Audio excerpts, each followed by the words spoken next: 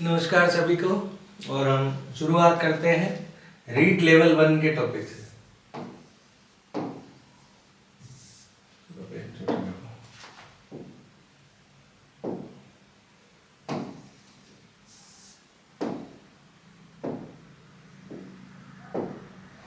चलिए,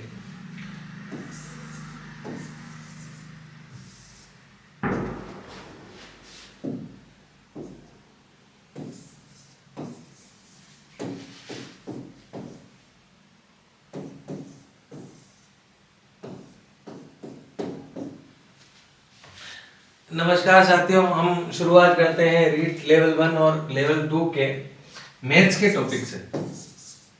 ठीक है, तो मैथ्स के टॉपिक से शुरुआत करने से पहले मैं थोड़ा बता देता हूँ। इसमें 15 क्वेश्चन तो मैथ्स के आते हैं और 15 क्वेश्चन टीचिंग मेथड के आते हैं, मैथ्स टीचिंग मेथड के। अब और आगे बात करें तो 15 क्वेश्चन किस प्रकार के आते हैं, उसमें से 7 क्वेश्चन तो इतने बेसिक लेवल के आधार पर आते हैं कि कोई भी कॉमन सेंस से भी सोल्व कर सकता है। फिर हम बात करते हैं कुछ एडवांस या थोड़े से हायर स्तर के बारे में, तो उसमें के क्या आती है, पूरी अर्थमेटिक आती है। अब ये बोलोगे आप अर्थमेटिक किसे कहते हैं,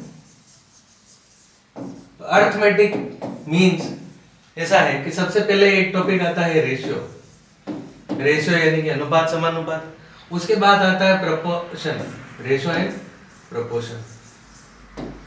उसके बाद जो आता है परसेंटेज आता है।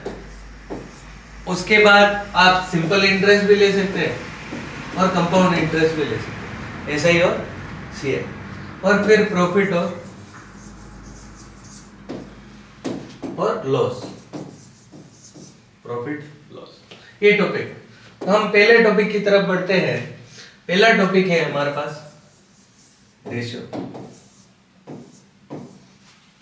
तो सिंपल बात करते हैं कि अगर कोई ए अनुपात बी है और 2:3 में दे रखा है और बी अनुपात सी है, तो वो हमें दे रखा है 5:6 में, तो हमें ए अनुपात बी अनुपात सी निकालना है। ठीक है, तो बिल्कुल बेसिक लेवल से शुरुआत करते हुए कहते हैं कि जब भी एबीसी निकालना हो आपको, तो आपको क्या करना है, इस अनुपात को लिखना है 2:3। यहाँ क्या दे रखा है 2:3, और यहाँ क्या दे रखा आपको 5:6, 5:6 दे रखा। अब देखते हैं कि इनमें कॉमन कौन सा है। कॉमन पार्ट है बी, जो कि क्या है 3 और 5।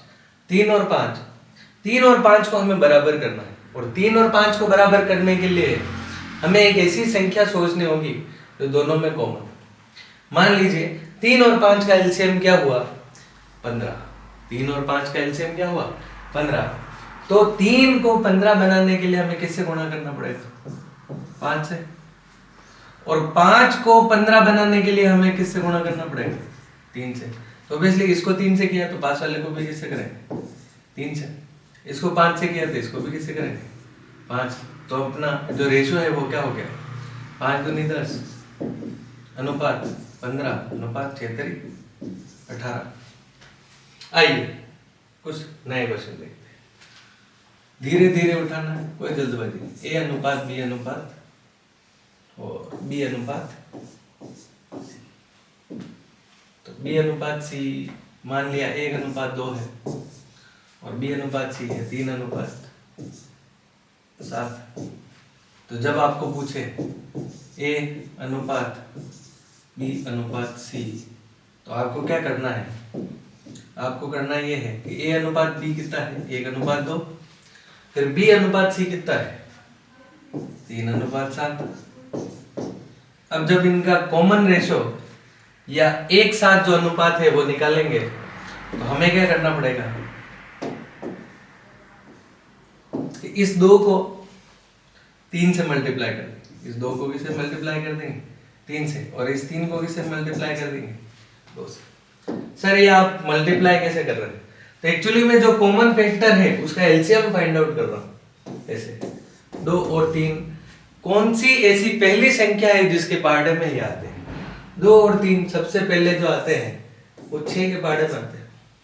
सर ये 12 के पार्टे में भी आते हैं, पर हमें लीस्ट कॉमन मल्टीपल लेना है, यानी कि एलसीएम लेना है। तो बात करते हैं हम, जब इसको 3 से गुणा करेंगे तो ये पास वाला भी 3 से गुणा हो जाएगा, और इसको 2 से गुणा किया तो पास वाला भी किससे गुणा हो गया? 2 से।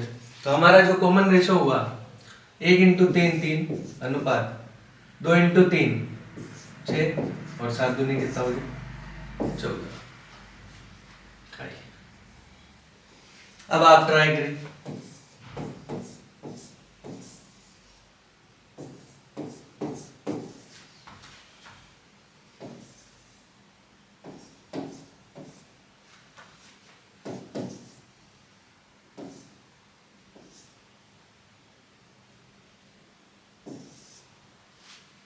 तो इस प्रकार का कोई रेशो है और आपको पूछ ले ए अनुपात बी अनुपात सी, तो आप क्या करेंगे कि ए अनुपात बी लिखेंगे। ए अनुपात बी क्या है? 2 3। फिर बी अनुपात सी लिखेंगे, तो बी अनुपात सी क्या है?